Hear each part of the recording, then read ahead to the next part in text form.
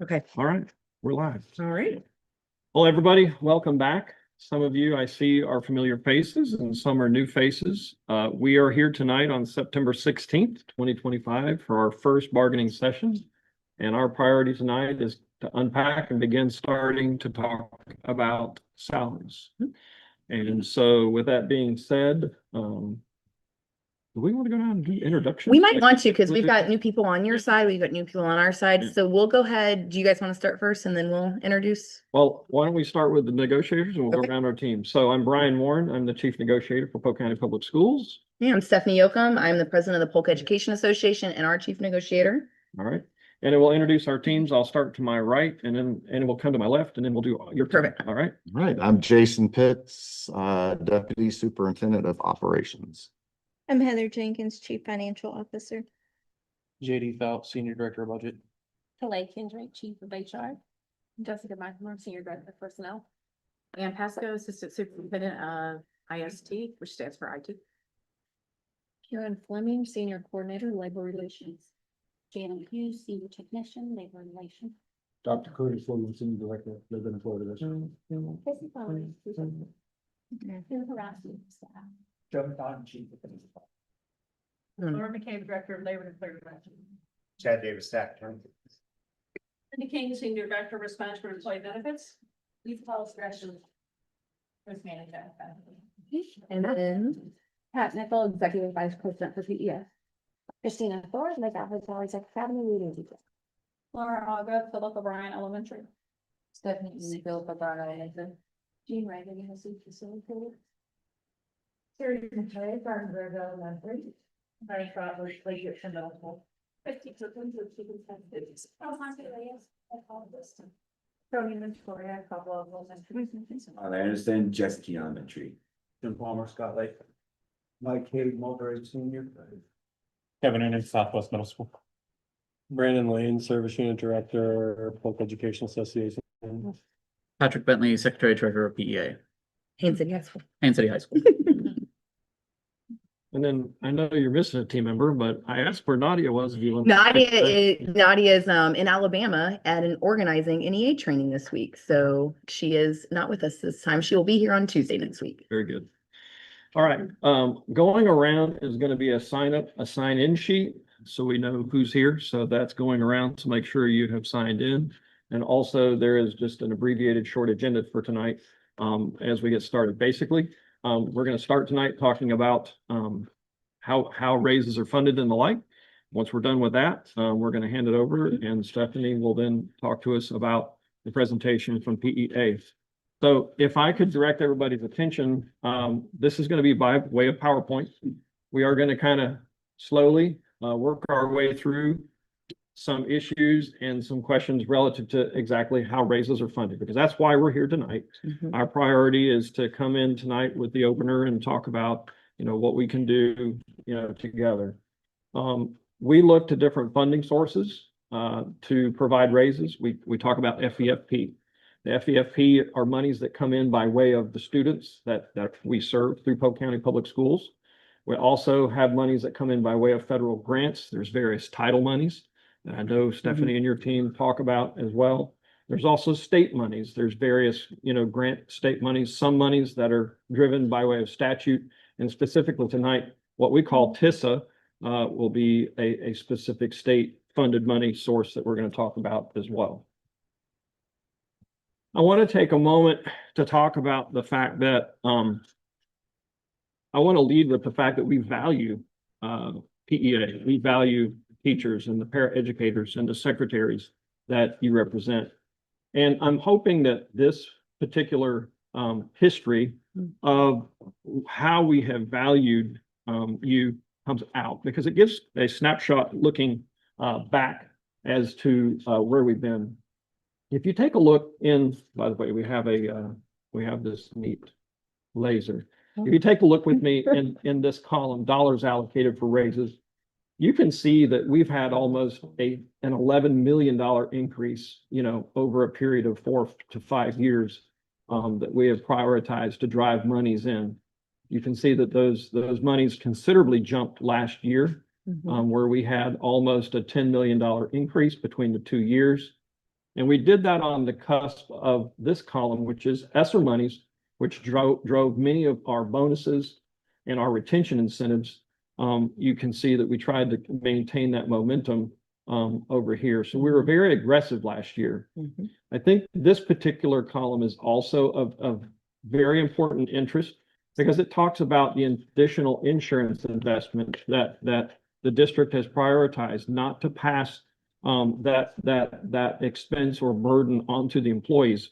You can see that looking back at 23, 24, we infused over $10 million.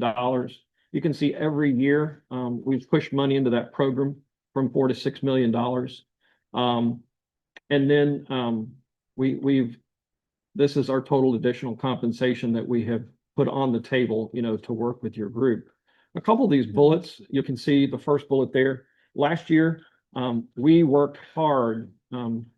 We all know that if we were here at the table together, to get to that $26.5 million amount to put on the table that in the end resulted in what I would say an overall. We have to be careful how we word this because some saw more, some saw less, but on average, about 5.3% raises for all employees in the bargaining unit. And that wasn't just teachers. We were able to spread that across, even while we did the heavy lifting and the work of focusing on that decompression priority.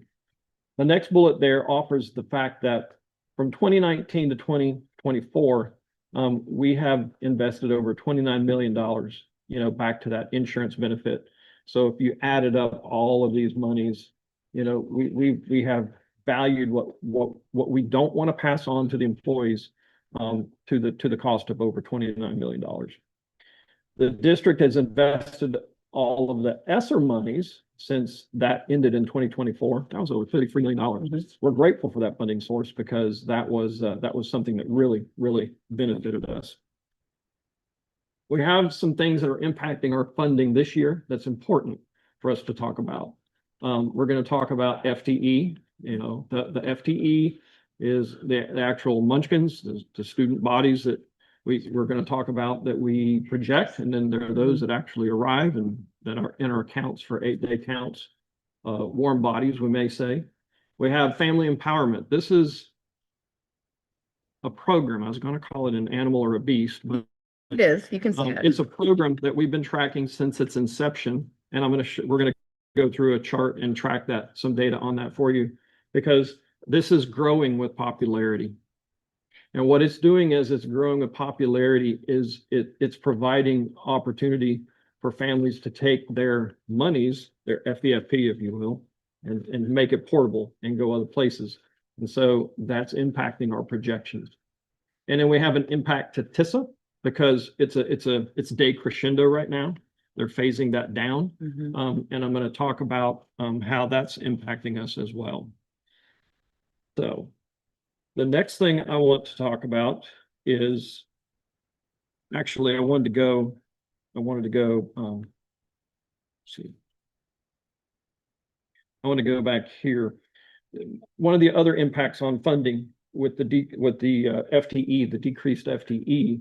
So the decreased FTE indicates that we've got fewer kids than we would have projected.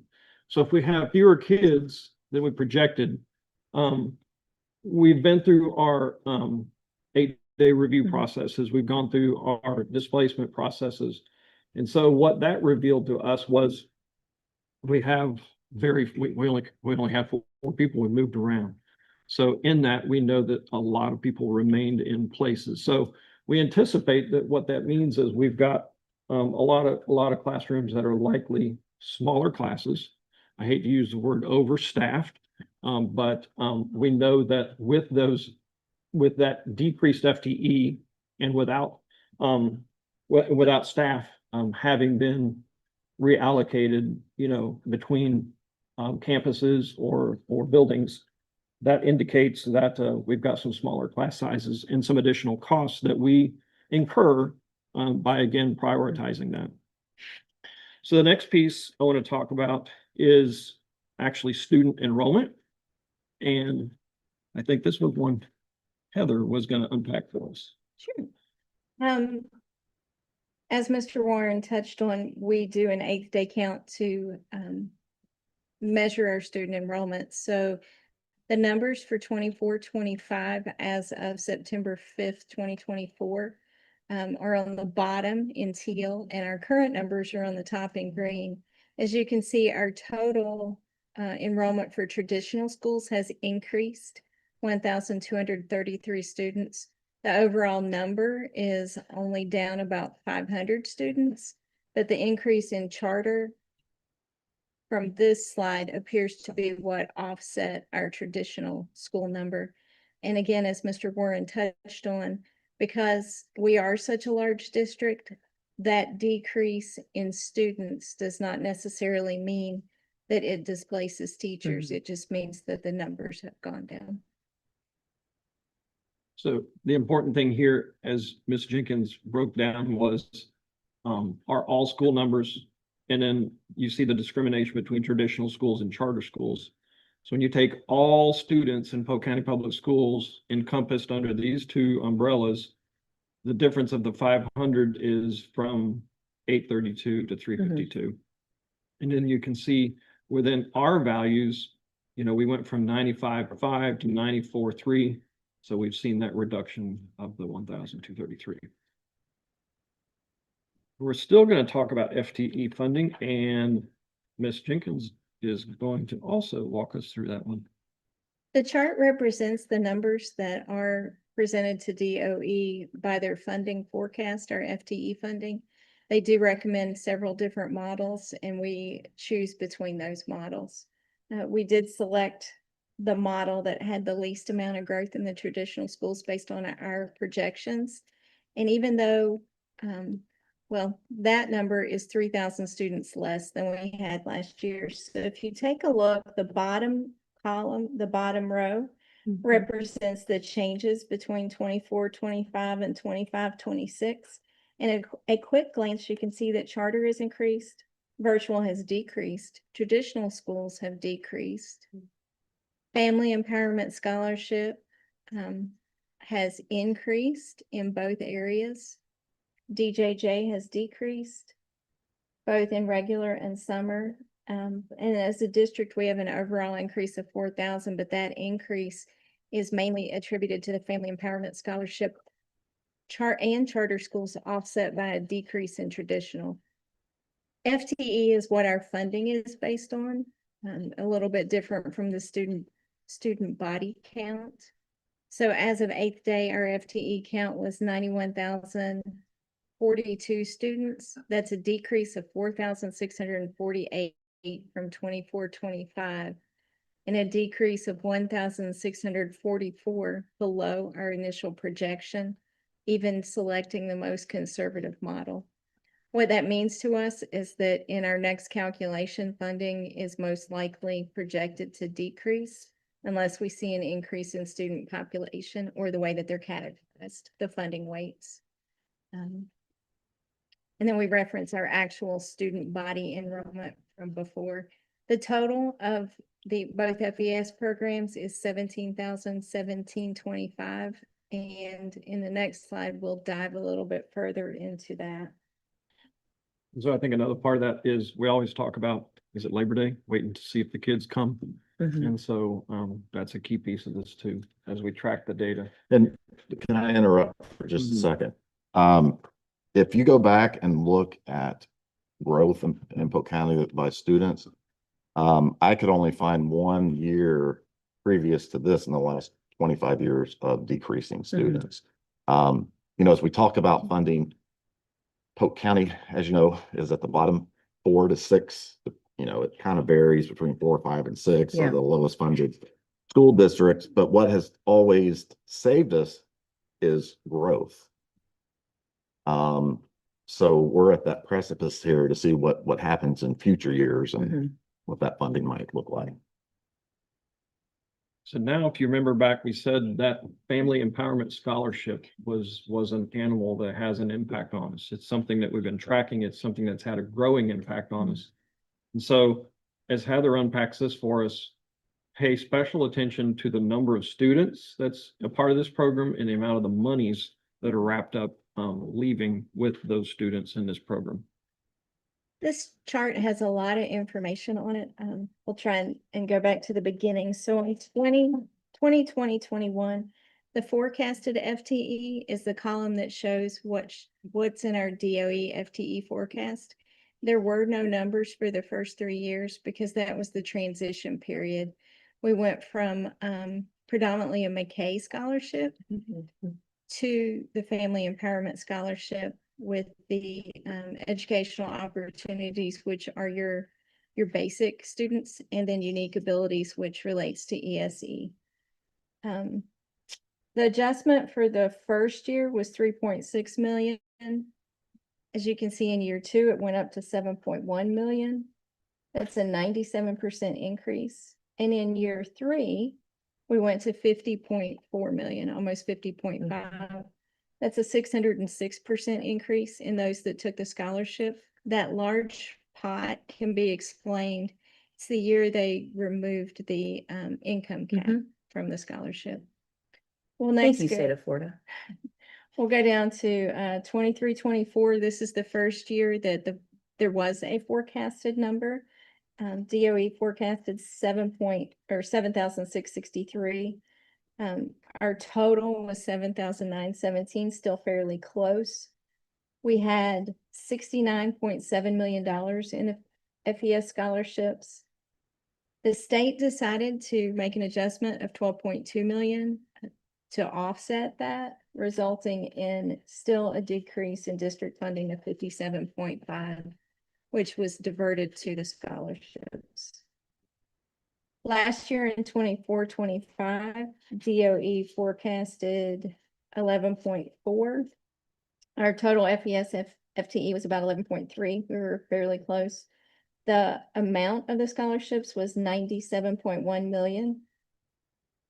The state funded discretionary supplement was 17.5. So we still see a reduction in funding of close to $80 million. This year, it's projected for 17,017. The total that we had to date when I did this report was 16.3, which is $143 million. DOE offset in our FEFP 25.8 million, which still resulted in 117 million that was diverted from the district. That is a 47% increase over last year. One other interesting point is that students can continue to elect the scholarship throughout the year. So these numbers aren't static. They can change. So I think this is also important, the increase of year to year. You can see a growing trend ever since this program has started. And now that we've got static data from 23 to 26, you can see that it's more than doubling, it would appear, from year to year. All right, TISA. TISA, that refers to or means Teacher Salary Increase Allocation. And this is a state funding source, specifically that's for classroom teachers and other instructional personnel. And it does have provisions for use that it's defined in statute and by the DOE. Inside of this allocation of TISA, as we call it, there are two branches that I want to talk about, and that's going to be there's a maintenance allocation, and then there's something that we're going to call a salary. That's the SIA part of it. That's the salary increase allocation. There's two pieces: maintenance, and then the second part being salary increase allocation. So I want to first talk about maintenance, and again, this information that I'm putting up here, the percentages and the summary information, is all taken from DOE rule or statute. So these are programs that are, as I said, they tell us how to use them and what we have to do with them. Now, the maintenance allocation is an allocation that they provide for us to maintain the salary increases provided in previous years. So this would be like what we did last year. These would be monies we could put toward what we did last year. And it's interesting to notice that what they've done is they've increased that from 5.59% to 6.67%. So we have seen an increase in the maintenance monies. The capital transfer allowable for maintenance salaries was maximized last year. And we are anticipating that it has been and will be maximized again this year. I know that, that is a source you can look to, Mhm. to roll into if you fall under the maintenance piece for what you do with those monies. But by way of what we had already intentionally and strategically wanted to review with the history, we've put a lot of priority and value on what we did last year. So those maintenance monies in this maintenance allocation will be absorbed in what we did last year. And again, go Brian, ahead. I'm sorry to interrupt. No, go ahead. We were joking earlier about how, we need an 18-year-old to run our PowerPoint presentations. So this slide, I wanted to add some information, didn't get included. But that maintenance transfer, for many years, it was always 8.4 million.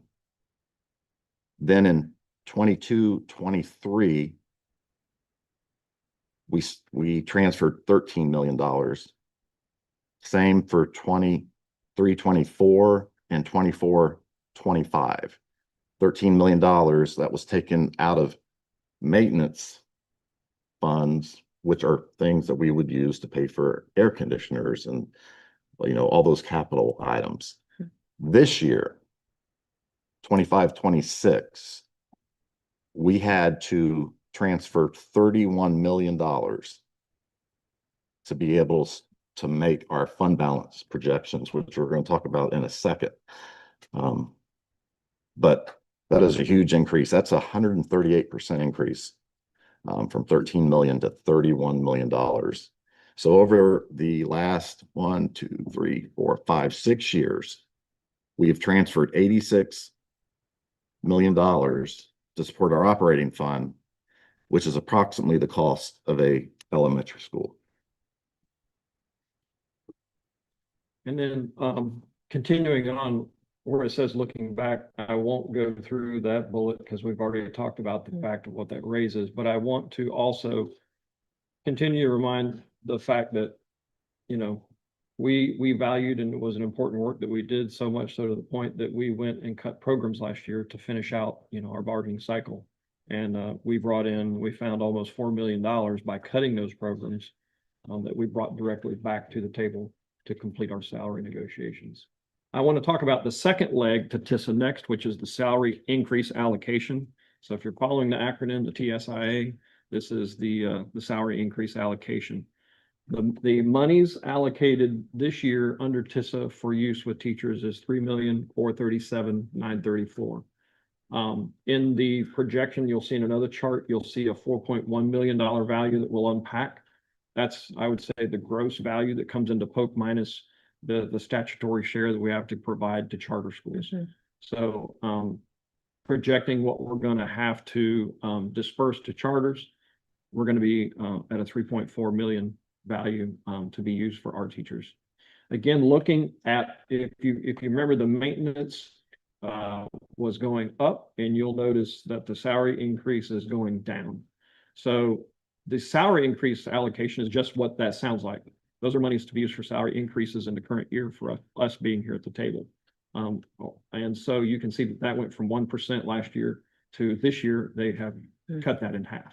So I just want to note for everybody listening that these are the historic raises our governor keeps going around the state talking about. Yeah, and I want to bring in the point that these salary increases can be used for increased personnel compensation. So if you look into the materials out of the Department of Education or the statute, that would be like employee benefits costs. I've already talked about the fact that we've contributed $10 million, so we don't have to delve into using it for that cost. Retirement benefits is another piece that could be used for.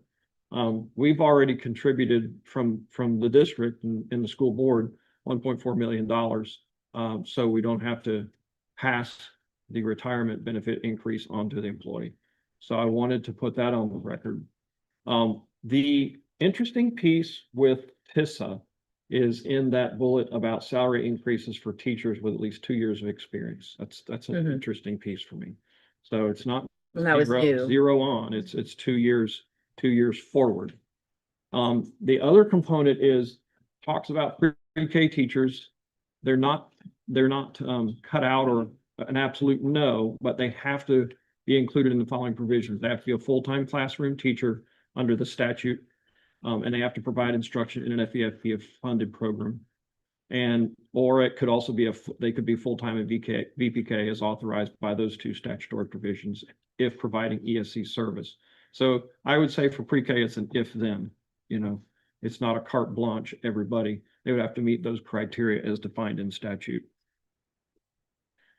And this is a slide where I'm looking at my notes. Ms. Jenkins is going to unpack for us here. This is where you're going to see some of the values and percentages and the monies associated with the maintenance and the salary increase. And she's going to unpack that at this time. This chart just represents the amounts that we were allocated in 24-25. The maintenance allocation was 5.59%. And our increase allocation was 1.07. As you can see, it's decreased by about half this year to 4.1. And as Mr. Warren spoke to, the charter schools are about 16%. It's 16.17 at the bottom. This year, the maintenance allocation is 6.67. DOE does a calculation when they prepare the funds, and that includes any salary increases that we've given. So we actually submit a report at the end of the year with what we've bargained, what we've decided, beginning, middle, and end. And then they recalculate and provide us the funding to maintain those increases. The variance in maintenance from last year to this year, we are getting 9.3 million, almost 9.4 more. And for the increase allocation, that's dropped 3.8 million. Bringing our total increase to 5.6. And what I had done is so we could track the 4.1 billion allocation here, Stephanie. Mhm. And then with the charter estimate, this is the 3.4 million number. So. And then here's the piece. TISA, they require an FLDOE plan submission by October 1st. We're here tonight and we're working ahead and we're going to continue to meet. But it is a priority to try to work toward getting that distribution plan to FDOE by that deadline. It would be a best case scenario if there would be an option to be discussed where we could focus on the TISA piece with an anticipated TA to get that timeline piece done while we would perhaps have other items to discuss with other personnel. I wanted to put that in the room and on the table. The next is fund balance explanation, and this is going to be presented by Mr. Pitts. Can I borrow the clicker there? Thank It's this one right here. you. Okay. Uh, Earlier, I was doing voice to text in the phone and I told it fund balance and it spelled it as fund balance, F-U-N. And that was not funny joke, but all right. We always, Fund balance. I searched the internet for fun jokes about salary negotiations and I could not find any fun jokes. All right, fund balance. We always focus on fund balance. That's the primary, that's the benchmark, the primary benchmark that the DOE and the state use to see how healthy we are in our funds. And I'm not going to read all that, but per statute, the district cannot fall below a 3% general fund revenues during a year. And over the past few years, the calculations changed just a tiny bit, but how that fund balance is calculated is you take the assigned and unassigned. Okay, I won't bore you with all the restricted, committed, non-spendable. Well, maybe I will. Let me bore you a little bit. Okay, restricted are funds we cannot touch. Those would be categoricals or essentially restricted funds.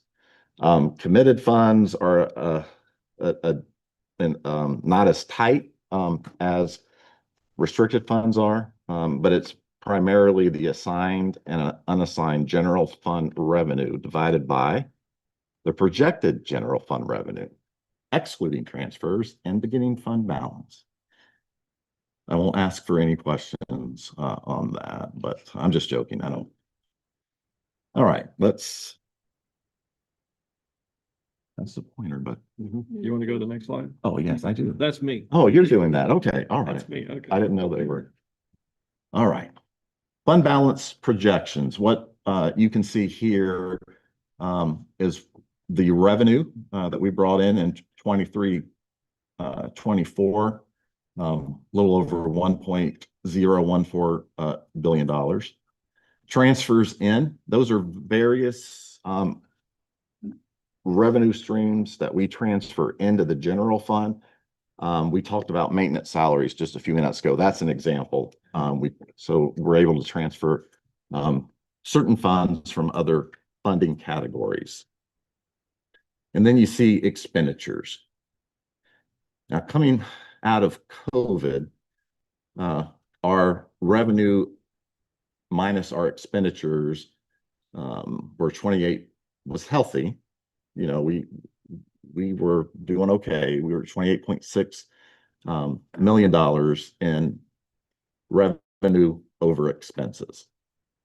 Then in 24-25, we started flipping into a negative, we're in the negatives, I'm sorry, expenses over revenue. You can see in 25-26, we increased from a $20 million negative to a $51 million negative. So we are spending fund balance to be able to meet the fund balance requirements from the state. In 26-27, we project that we'll be at $44 million negative. And 27-28 is $37.4 million. So at the very bottom, and I'm going to show you a graph in a minute, but I just wanted to show you what the situation we're in. We cannot continue with, excess expenditures over our revenues. That's what drives down the fund balance. So budgeted ending fund balance in 23-24, 10.2. In 24-25, we ended, oh wait, let's see. Yeah, we ended at 6. Yeah, but that was our budgeted ending fund. I know, but that's budgeted ending fund balance. Yes. All right, that's what we budgeted. But that's about where we ended as well. Where we ended, we're going to show that in a minute. 25-26, our budgeted ending fund balance is 3.54%. Now, I mentioned earlier, I may not have mentioned that 5% is our board policy. And that 5% represents 17 days in reserve. We're showing in 26-27, if we continue as we are, we will almost have spent all of our fund balance to remain in the positive. You'll see a 0.71% there. And then in 27-28, we will be in the negative altogether. We talk about lapse. What lapse is unspent budget funds versus what we projected in expense. Historically, we have run between $15 million and $18 million in lapse. Primarily, that is unfilled positions. Now, the 5% that we talked about, the fund balance, it's actually what the state looks at is the actual numbers. So let's see. Yes. You can see that the fund balance with lapse 5.2, 2.34, negative 0.3, it gives us a 2% this year. That 2% of less gives us is what's going to give us the 5.24% to be able to meet board policy. But as recurring revenues and expenses continue, we'll fall below board policy in 26, 27. And then this year, we would have to probably notify the state that we're in an emergency, coming up into an emergency situation. And then in 27, 28, the state would take over our school district to be able to manage those funds. Yes, next slide. This is just a graph of the numbers you just saw coming out of COVID. We were able to increase that fund balance. And the GFOA, which is the Government Finance Officers Association, which is made up of finance officers of all government agencies across the nation. Their standard benchmark is 60 days or 15%. That's 2 months of additional funding in case you would come into an emergency. And I mentioned just a couple of minutes ago that 5% is 17 days. So this is just a graphical representation of where we're at if everything stayed the same as of today. Brian, can you? This is another graph just to kind of show you how ESSER impacted us. You can see that the fund balance with ESSER, let's see if that will reach, okay. 6.37%, 8.1, that's what we just saw on that slide there.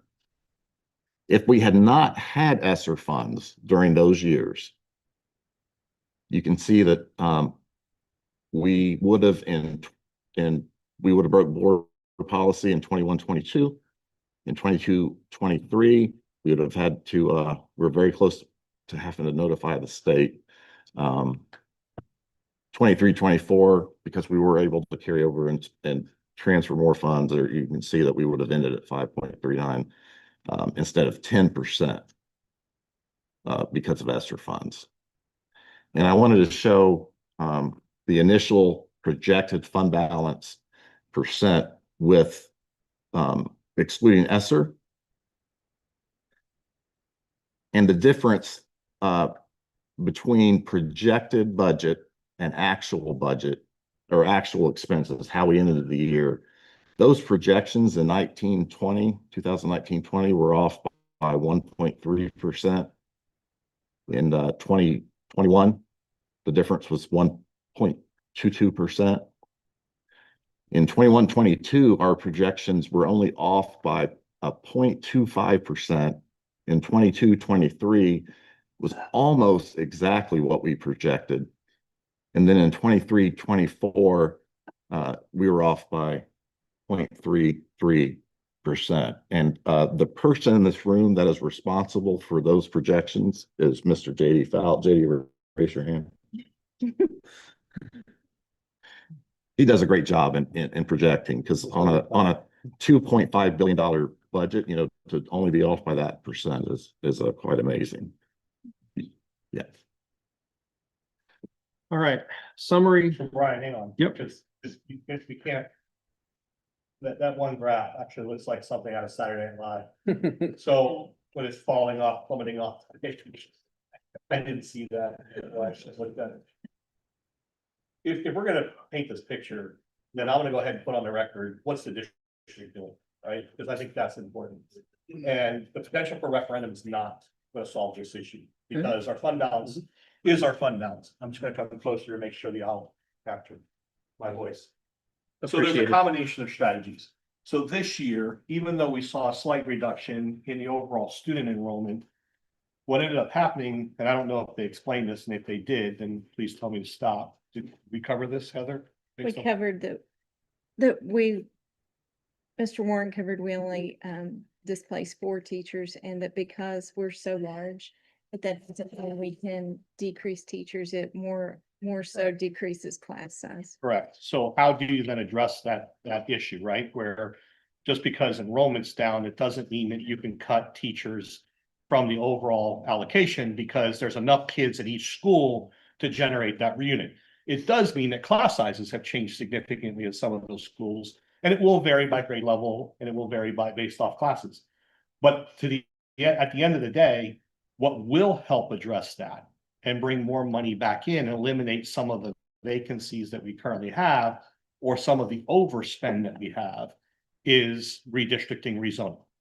So right now we're doing that with high schools, elementaries and middle schools will be done next. And what that will do is better align student enrollment, both historical and projected, with how we're staffing schools. That allows the budget to get tighter. And so those lapse salaries that we talked about, those funds that can't be used twice. You can't cash it in and then, or use it for a raise, and then ask to put the position back. That makes sense. Or you can't double spend those dollars. So at the end of the day, what that will do though, is it brings those dollars back into the general budget to then can be redistributed.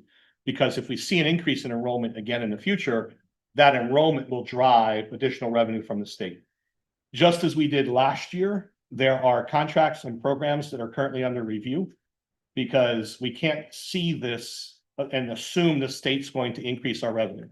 We have to make sure we're taking a proactive approach. So all current contracts are currently under review. All legacy contracts are under review. So contracts that just automatically renewed year after year after year are all being reviewed. And again, certain expenditures and or services and programs have to be under consideration because we can't deficit spend. And the last thing that's going to happen in Polk County is the state coming in and assuming financial responsibility and control of this district. That's just not going to happen. So that'll be a collective conversation, just as we did last year. But that's important that you understand that we're not just painting this picture of doom and gloom. We have strategies that we can currently implement to help us address this. That coupled with continued advocacy and some other things will help. This year, vouchers, there's just over 2,000 students who receive vouchers. Overwhelming percentage of students who receive vouchers or scholarships are students with disabilities. Overwhelming. The UA scholarships are the largest number that we currently have. So arguably you need to be a little bit more competitive there, finding out the why, interviewing parents, why is that a better option for you versus a traditional public school? So that marketing campaign will be launching to bring and rebrand public education. That's not a Polk County initiative.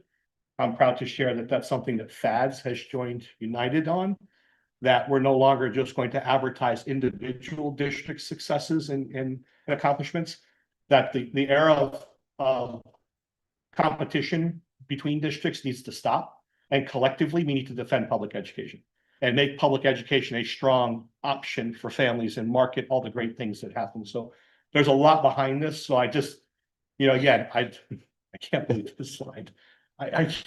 So we will be addressing that collectively with you as a group as well, because these are going to be tough decisions, but they're decisions we have to make. So rezoning will have a significant impact on this though, because it will allow us to right size our facilities and right size our staffing allocation model to eliminate overspending on staff and positions. So hopefully that makes sense. But programmatically, we have to look at some things as well. Contractually, we're looking at some things. Would it be more cost effective to bring things in-house? Would it be more cost effective to contract out certain things? I think we have to explore all our different options here. I know this is a conversation with our health insurance committees, that the job of my committee in particular is to make sure that we're the research arm for insurance decisions moving forward. And we need to explore every possible option because we got to provide high quality insurance coverage for our employees. But we also have to do it at a cost that essentially doesn't take money off the table during negotiations. So thanks for letting me interrupt. And Mr. High, that was a good point to bring up about the rezoning. If Brian, can we go back to that previous slide? Mountain. Yeah, the mountain, the fall off the hill mountain there. We are entertaining the idea of going out for a possible bond to get a jump start on construction of schools. Now, imagine if this was your personal budget and the loan officer says, what are you going to do about this? That's exactly what the bond committees or the bond council will be questioning us on, is how do we correct this? Because it will be very difficult to, for us to get a good rate with, our expenditures being more than our revenues. So then we move, this is the summary of our salary proposals, because this is the important part of the fact that we've already offered that TISA has $3.4 million that I clearly want to, I know you're aware of, I want to put on the table at that value of 3.4 and change in there. We do have that FDOE submission deadline by October 1st. So I'm clearly making. It's just a that proposal. reporting deadline. It is a for the reporting set. deadline. I would like to prioritize that deadline. Let's keep us in good stead with our colleagues in Tallahassee. I'm perfectly fine to go up there. If we prioritize that piece, we're here to also continue to work on proposals for teachers with those less than 2 years, knowing that TISA, it addressed 2 years plus. That's why I said that. Para educators and ESP. So we know there's work to be done there. And then I also want to lastly talk about the SAP upgrade, which I know we've spoken about several times. It does offer some limitations that as we look toward the next weeks ahead where we would look for TA and ultimately be done, that I want to put it on the record that any level movements, and that would be like for you to pick a person to move them from AAD to AAE, those types of movements are going to require a delay until the update to what we call the enterprise planning system. That's SAP. It's not an impossibility, but it will delay whatever is agreed upon.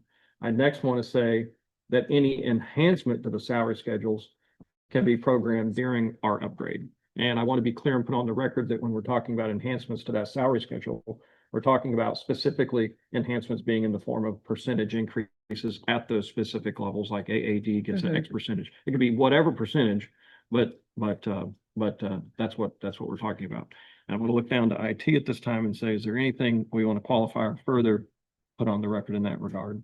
You're correct about that statement. If everybody remembers, last time we were at this table, I was asked why the timing of raises was important. And I talked about the fact we have 3 systems and there's 37 steps of configuration that have to be done in each system and then fully tested. So where we are in our SAP upgrade is there's 2 parts to it. There's an HR part, which is success factors, and that will go live the end of February. Then there is the finance part, which is called HANA, and that will go live in September. Also, as a reminder, the reason we are doing this is because our current system is end of life.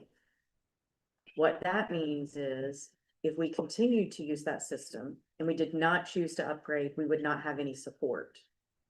So if anything went wrong, we wouldn't have any help, which is not really tenable from any of our perspective.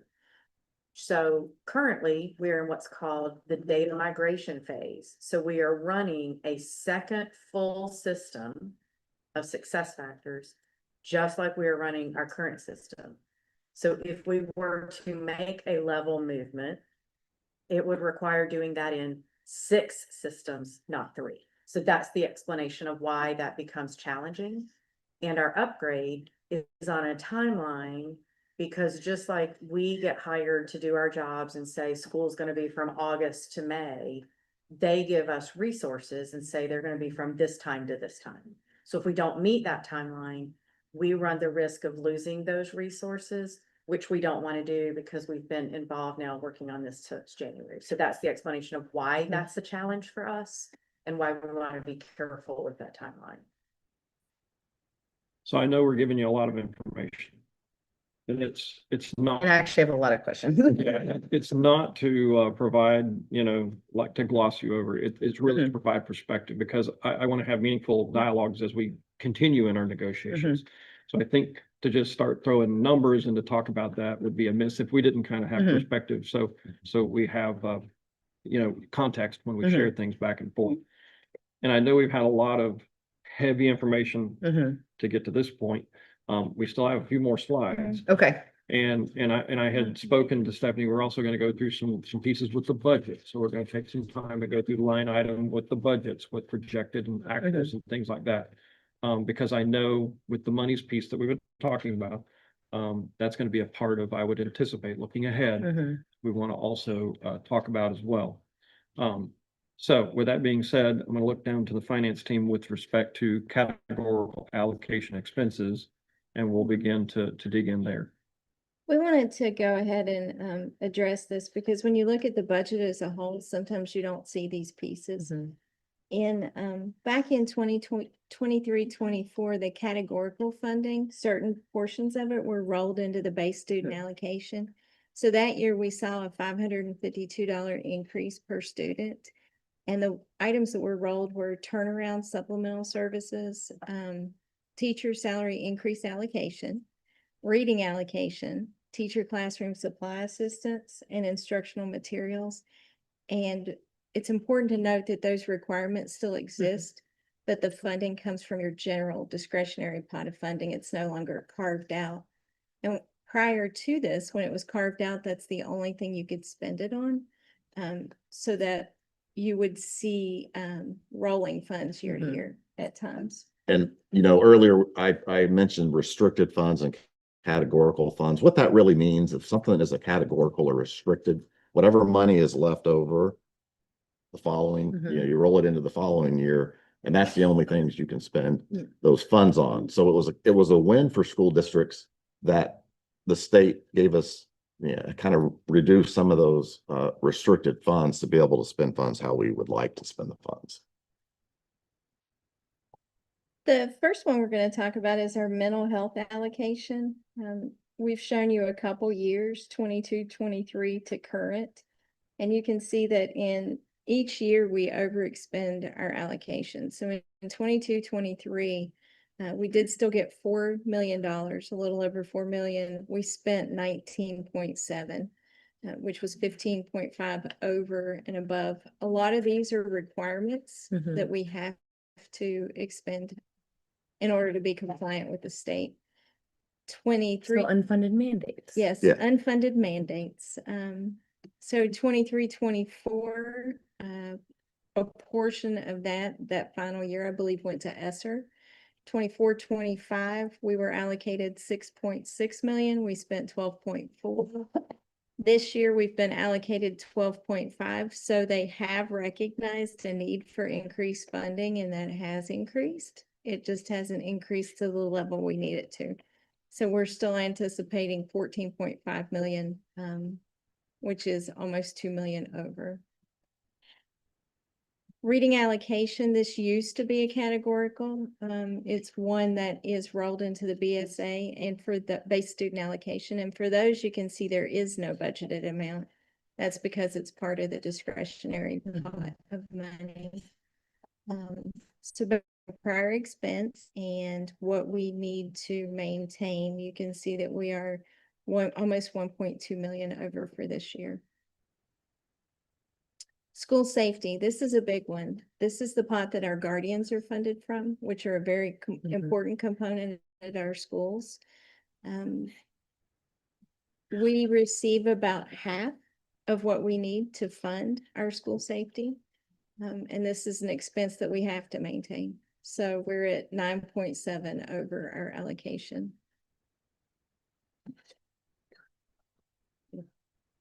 Yeah, I just wanted to say that's guardians and SRO. SROs, not only just guardians, just to make a clarification. Transportation, we've spoken to the fact that we have an extremely large district. We do get a carve out for transportation. It's this year 32.5 million. You'll see a difference between 24-25 and 25-26. It appears to have gone down, but the piece that's not included are substitutes and overtime, because we can't forecast when drivers will be out. We also cannot forecast when overtime will be needed based on our driving situation. So we will probably be about 20 million short in transportation as well. And when I say short, that means that those funds come from the discretionary pot, which means it can't be allocated or spent again. Turnaround supplement. This is in our Educational Enrichment Fund this year, formerly known as SAI. We just received the amount that that's recommended to be spent on our turnaround schools. It's almost $1 million. Mhm. So since the slide was created, we're at about $1 million overage. Teacher classroom supply assistance. This is affectionately known as teacher lead. It's written in statute that we have to have $300 per teacher. Mhm. To calculate that out, it's around $2 million. And again, that's part of the base student allocation. Teacher salary increase allocation. This is part of our base student allocation under a separate part out. The numbers that we're talking about to date are recommended. They don't have a specific funding source. So that's $54.8 million. ESC guaranteed allocation. We spend about twice of what we receive for this, in addition to IDEA. IDEA is a federal grant that can only be spent on specific things. For example, student specific and equipment. So our other ESE needs come from our ESE guaranteed allocation. It is 54.6 million. We're right at about 99 million in anticipated need. Our, I did want to add our teachers, our ESE teachers come from that pot of money as well. So if you look at overall, we're at $148 million over what we were allocated, and that means that comes from our discretionary pot. Oftentimes, year over year, when you see that we've received what appears to be an increase in funding, we also have an increase in these costs, Mhm. and they're not carved out in the FEFP, so it's not obvious. Our total increase in K-12 funding this year per the FEFP was 50.8 million. If you just look at these items, we're at 148.2, which is a deficit of $97 million. In addition to that, we have retirement increases that we've had to look at. Mhm. And as Mr. Hyde spoke to, we do decrease programs. We do an overall review of the budget, but these are needs that pull from that discretionary pot. So that's the purpose of the illustration, to show you where those funds go. I think that's the end of it. And I know you Okay. said you had some questions. so Yes, now a- let's and engage some in- of these you may have to get back to us on it, and that's fine. I can type these up and get those to you guys in the morning too, if there's something that you can't answer here. The first one should be easy. Can you put this PowerPoint in our shared folder Yeah, I that was gonna Ms. send it Pasco to has you. created? Sure, Okay. 100%. Okay, perfect. We would also, and this will probably be a report that Jessica might need to help us with, because we are not hearing that class sizes are smaller, even though we didn't really have to displace. We would like to get a report of class size by class and by school. If we can work on that so that we can look at those numbers.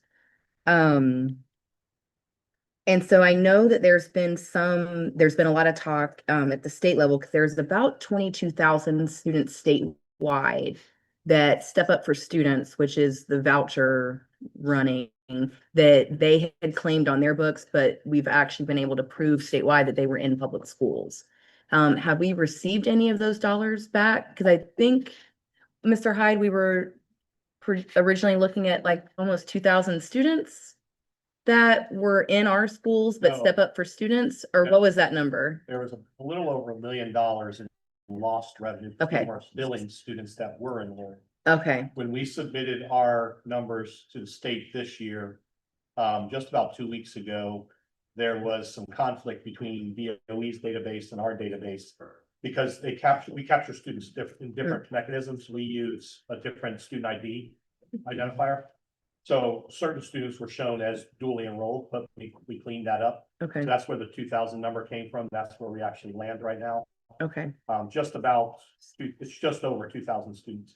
I've not heard that we're gonna get reimbursed for any funds from last year. What we have done, what the board adopted, was a policy to allow us to bill families for any academic coursework, any extracurricular participation, and any services. So, for example, the largest demographic group taking advantage of the scholarships are the UA group, students with disabilities.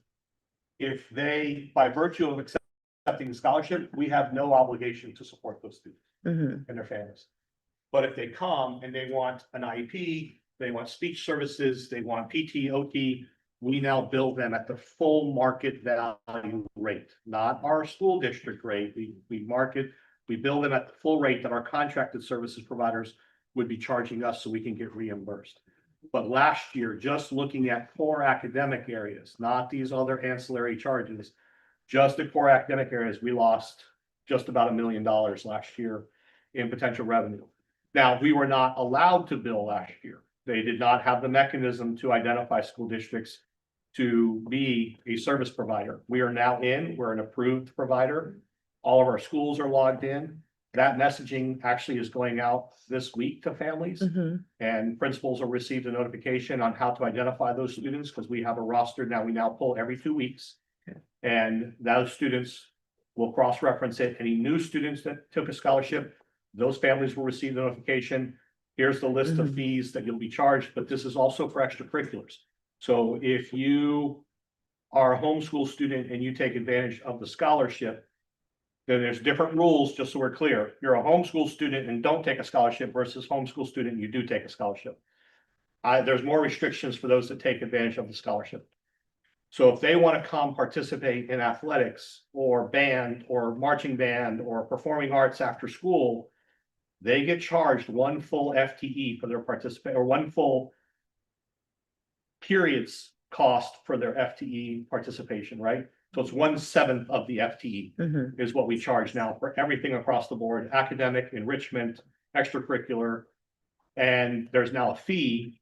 If they want to come out and try out, they actually pay a non-refundable fee. Mhm. And if they get accepted, then they have to pay the difference between that, I think it's $500, between the $500 fee and that 1/7 of the FTE. But if they don't get accepted on the team, they forfeit the entirety of the $500. And part of that's because we have busing, we have other costs that we have to support. So I believe we'll be able to generate some revenue Mhm. by virtue of charging scholarship families. Okay. Now, there were some other issues with dually enrolled students, Mhm. and we're still working through that with the state. They're trying to figure out a better system for tracking and monitoring. Okay. And a question along the voucher line. Can we generate a report of students who've taken the vouchers and have then come back to public school? We'll have a better idea of that this year. Okay. Sandy currently is running that number. Okay. She's also running the number of students who are homeschooled, regardless of scholarship or voucher, Mm-hmm. and then what their academic performance was. So that we know, I'll give you an example. Part of one of our legislative platform items for this year is that any student who's homeschooled or participates in a homeschool with a voucher, or even a private school, and tries to come back to a public school, if they've done that for 2 or 3 consecutive years, the school district should be in a position to determine whether or not that student should be included in our overall school grade calculation and district grade calculation. Because what we're finding, and I'm speaking generically right now because Sandy's still pulling the data, Mm-hmm.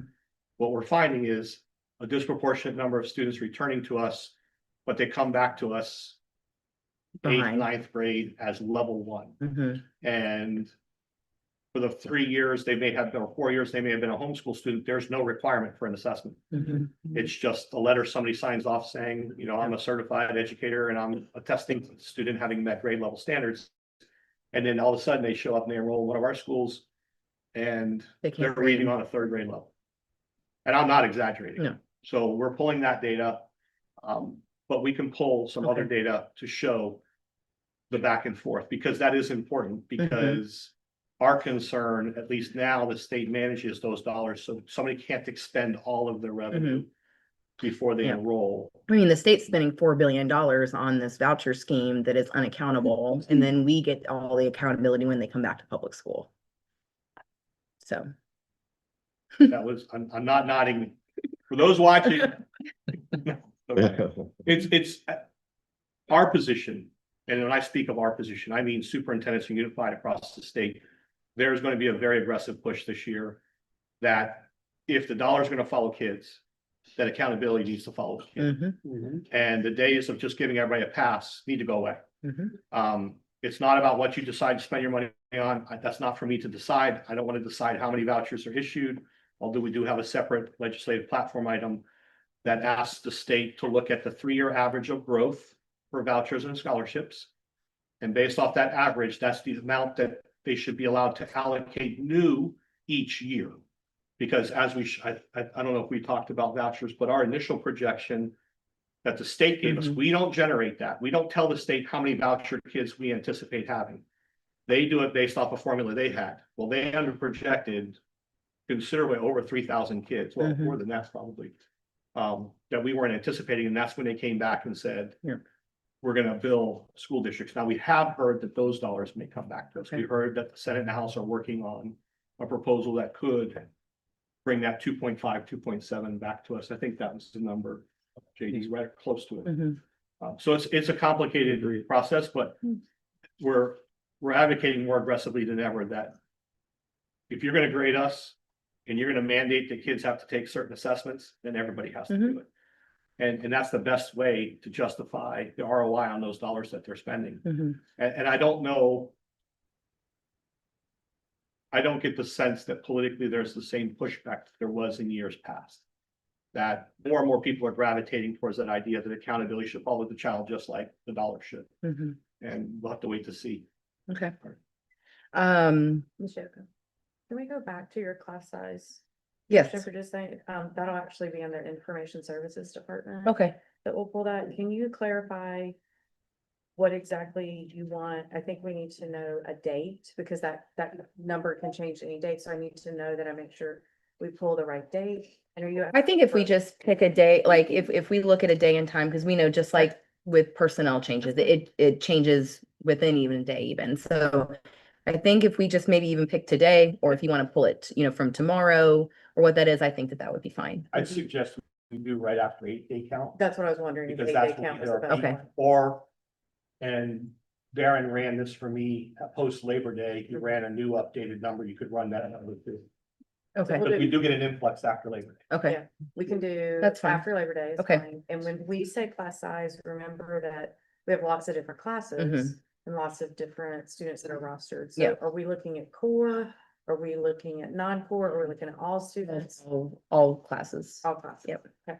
Yep, because we do know that impacts, with self-contained, it's different, with, electives, it's different, but That's why I wanted some clarification. yes, ma'am. Okay. Okay. Let me get into questions. I think that, and I've said this before to several school board members and to superintendent, I think that we're at a point too, that the legislature hides behind what they've done to public education funding. And we try our best to make everything look healthy and like the house isn't on fire, to protect them. And I think that they don't deserve protecting at this point. They have had 30 years of defunding and deinvesting in our schools. And we cannot hide behind, or we cannot let them hide behind a healthy looking fund balance when we know what they're doing to us. And nobody here at this table has any decision-making ability with what happens up there. But I think that as school districts, because we're not the only ones, this is happening across the state. Our legislators need to be front and forward in this. And I believe that it is time that we have a workshop with our delegation because they need to see this too and what they have done directly to public schools in Florida. And with their derelict of duty to their constitutional requirement to adequately fund public schools.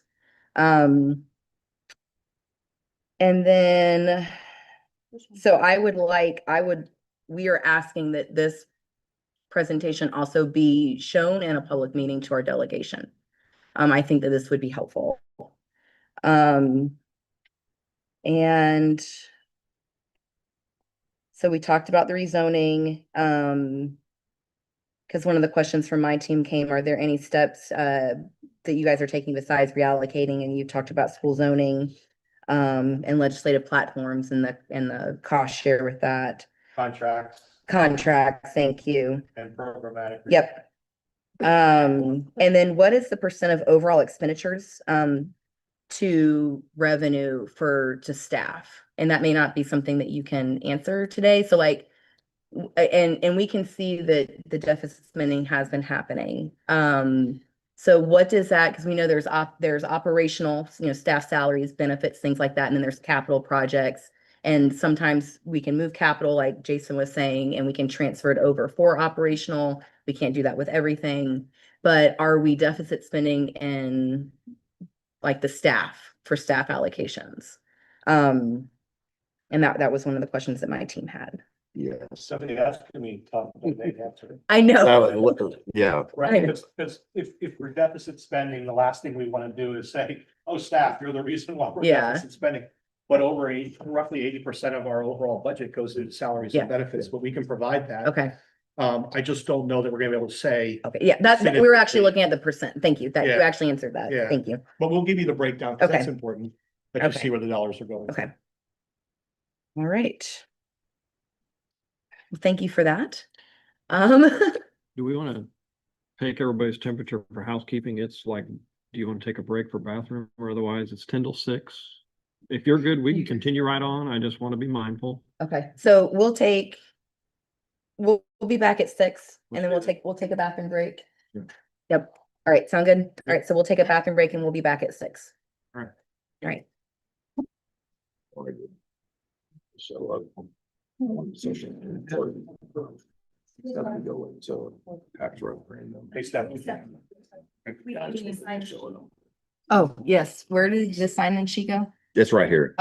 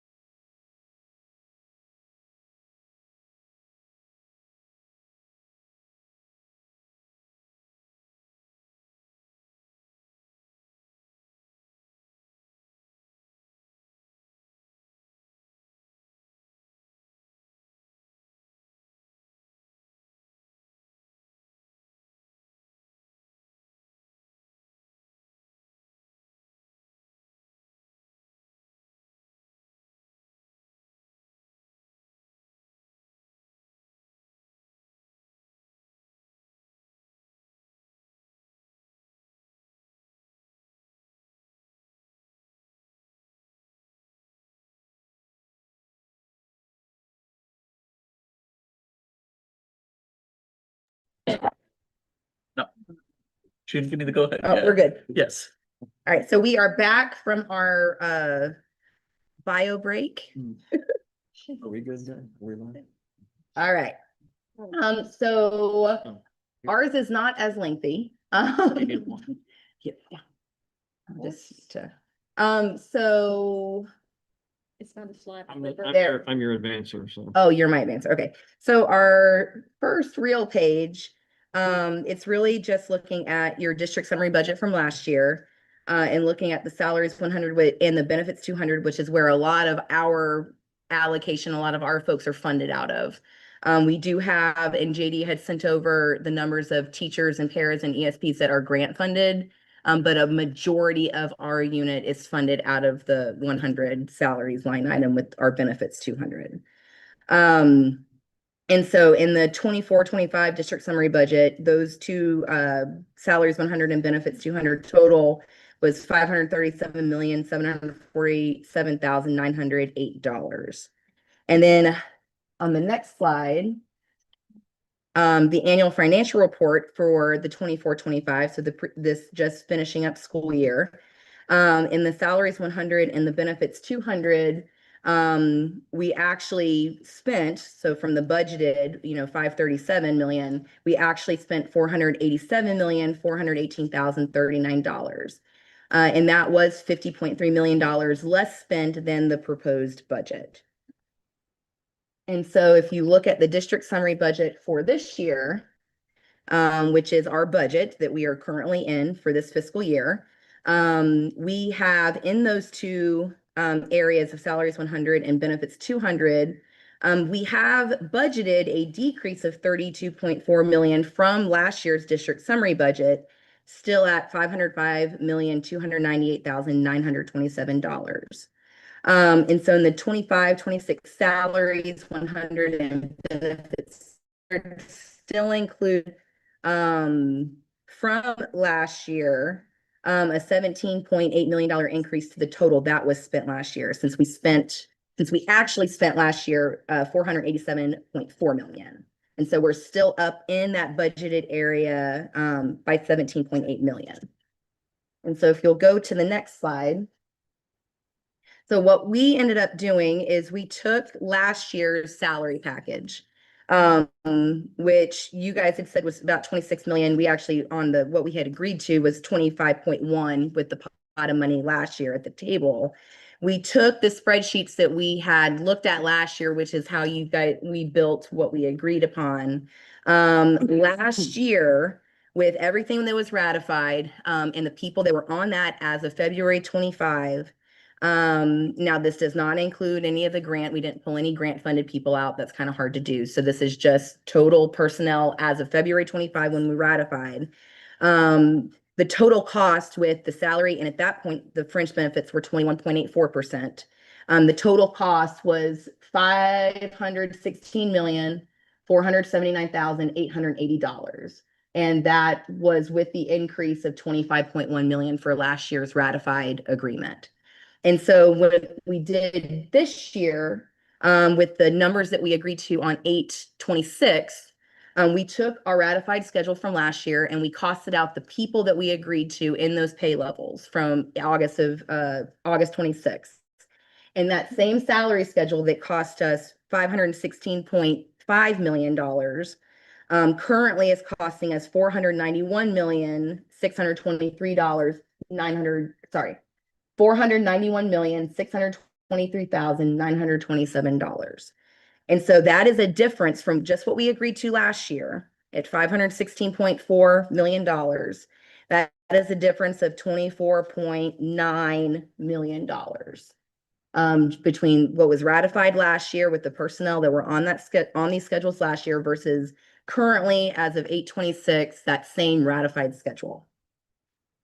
And so if you go, what we are looking at, since our current schedule with the people that we've agreed to, they're on these pay levels as of August 26th, we are not actually asking for new money because you guys have no new money. We have looked at your budget. You have no new money from the legislature. The inconsequential teacher salary increase allocation that our governor continues to boast about historical raises, because I don't think anybody back there can feel in their pocketbooks historical raises from our state. All we want is to maintain our market share of what we had last year, which was about $516 million. And so in order to do that, we are proposing a 5% across the board for every single person to maintain our market share. Because right now our salary schedules are costing about the same amount of money that we agreed to last year, less. And so that equates to a 5% raise across the board to maintain our market share value in that salary 100 and benefits 200. And also this does not include the 3.4 million for TSIA. And it does not take out any of the grant funded positions. And so if you go to the next slide, you can see what we agreed to last year as of February of 25. The total cost share with the raises was 516.5 million. If we were to add 5% to every single person and every single pay level in our salary schedules for teachers, paras, and ESPs, that would bring us back to right around that same value. And with the grant funded personnel, they were not removed from this cost out. Based on the site-based budgeting average that JD had provided us, there are 492 teachers that are grant funded. And if you times that with benefits, because people are not making $76,869, that's with full benefits, that cost is 37.8 million. We have 382 paras that are grant funded with their average with benefits at $41,855. That equates to just under 16 million. And we have 32 secretaries that are grant funded. Their average with benefits is 53.8, and that equates to 1.7. So there's $55.5 million in grant that are positions that are grant funded that we did not cost out in that general pot of money. So we did not remove that. And then the teacher salary increase allocation. These are the state sanctioned historic air quotes funds of $3,437,934. And with the caveat that 0 to 2 years of experience do not get these dollars based on the many, many laws that now govern how we pay teachers in this state. We took out the 1,230 teachers that would not be eligible for the TSA funds this year. And with our current personnel now, based on the numbers that we agreed to in the pay levels in August, that would be 5,195 teachers would be eligible. And so if you divide that just flat out, before taxes, that would be about $662 per teacher per year. For before taxes, $55 per month, which equates to a less than 1% raise with just the TISA.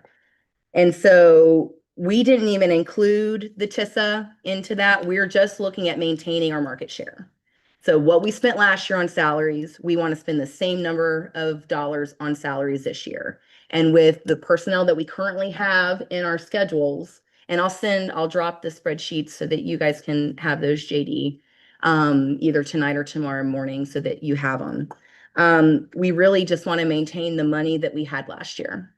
And so, and to do that, we can give everybody a 5% raise and maintain the same amount of dollars that we spent last year. We hold on, stop there for a second. And actually we're done. So You're done. Okay. So when you say you want to maintain market share, what is, I think what's happening here is you're including lapse in your. So- Can you explain what that means? Because I'm just a little. what we're looking at is, so based on the spreadsheets that we did last year in February, once we signed off on everything, I took the number of personnel once we met in that small group and we looked at the number of people in each pay level, in each salary schedule. And we said, yes, this many people are in AAD, this many people are in AAE, this many people are in PAO1A, et cetera, right? And so we sat down before we actually did the tentative agreement and we made sure that those numbers were all correct. We had the same numbers, you had the same numbers.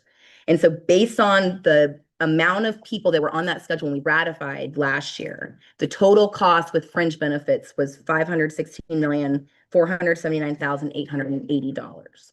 Okay. And so that's what that cost total, and that also obviously includes the $25.1 million that we had for those raises last year.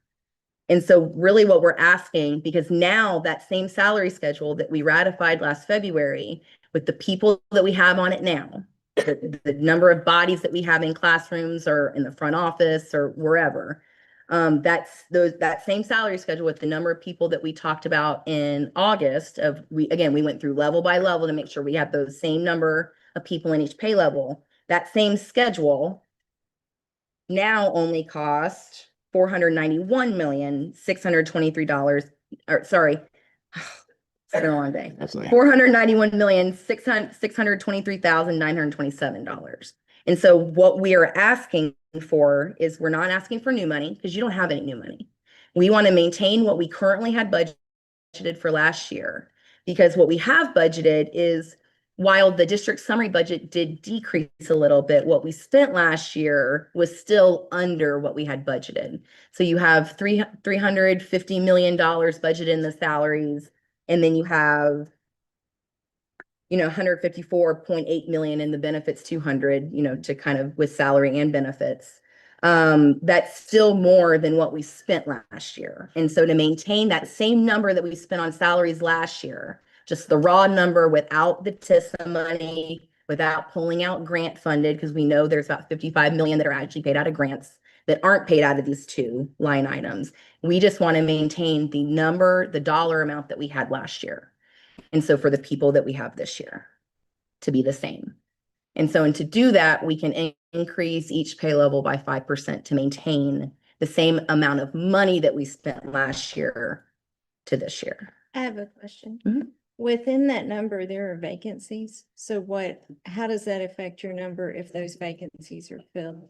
Because we're just in, Well, we didn't, I hear you, but we didn't include vacancies in the original number from February of last year. So the number that when we calculated just the raise, we calculated number of bodies. We did not calculate vacancies. So the number of bodies on the salary schedules last year in February when we ratified was $516.5 million Did with you look at benefits. the bodies in September? Because sometimes they change. We agreed in August that we were gonna, because we can't, the personnel numbers change in the middle of a day.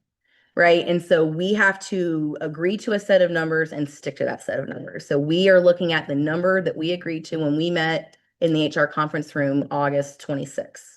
So when we went through line by line, that's the numbers that we have to work through, because if we were to change projections every day, I mean, that number is going to be a moving target and we'll never have anything solid to look at. And so this is literally bodies that were in the schedule last year when we ratified versus bodies that are in the schedule this year. So we know there's vacancies, but we also know that there is room, 55.5 million of these people that are costed out are covered by grant funding that aren't in these. And it doesn't include the 3.4 million for TISA, because essentially that's inconsequential. Plug it in wherever you need to plug it in. But we're asking for 5% across the board to maintain the same amount of money that we spent last year on salaries. Okay. And I do have a one pager that we will hand out to you guys, but I will also send this out. I was not going to print every single spreadsheet known to man, so I'll give you guys that electronically. But this is the one pager that kind of explains. And if you have extras, let me, because we can pass on those for our team. You guys saw this earlier, but just so you have a paper copy of it.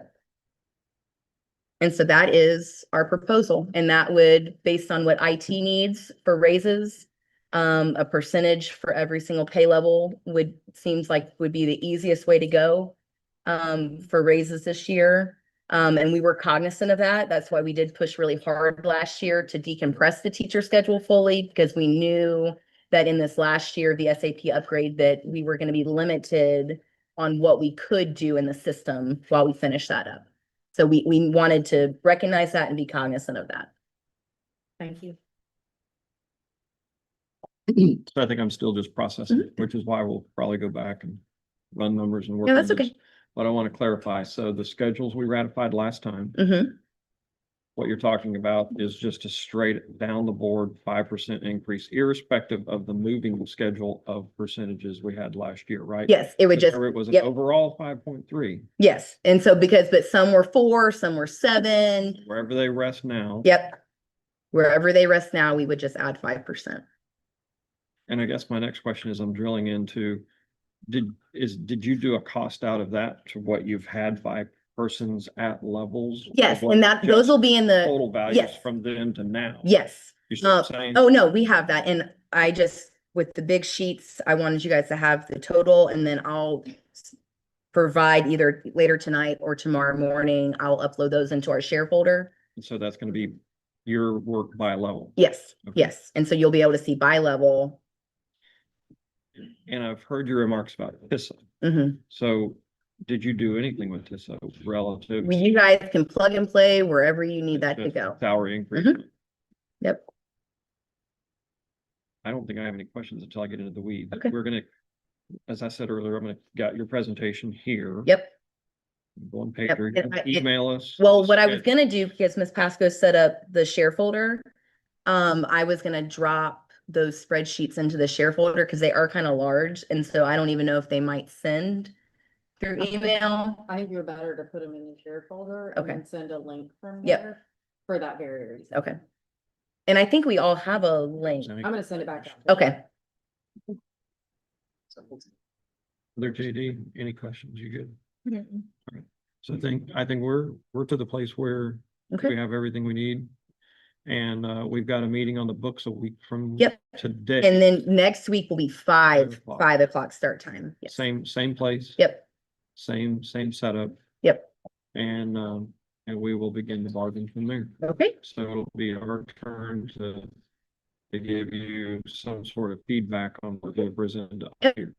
And what I'll do, and when I get home, JD, I'll drop it in tonight just so you have it for the morning time. Okay. So I think with that being said, we're done for Okay. tonight and we can go ahead and call this meeting to close. Okay. All right. So yes, sir. One third. All right. Clarify question, because it was mentioned several times that I want to make sure I understood correctly, Stephanie. You mentioned repeatedly that those covered by grant funding, they're not included in this. We didn't pull them out. So when you look at the total cost, so like, for example, But are you assuming they'll get a 5% raise through by virtue of the grant? well, what we're saying is that you have wiggle room because we costed them as if they were in the general fund. Okay. That's what I'm saying. So we costed them as if they were So yeah. your position is because they're not costed in the general fund, they're costed for the grant fund. Those dollars are really in there and they're flexible. Okay. Yep. And so I want to that's, make sure you weren't suggesting we not give them. no, Because the no, grants don't- no, grants- absolutely not. No. Everybody, but what we were saying is that because it's hard to pull them out with their individual salaries, we costed them out as if they were in the general fund, knowing that about 55.5 million of these salary dollars Okay. are grant funded. All right. Thank you. Okay, thank you. Okay. Right, we will see you next week. Yes, we will.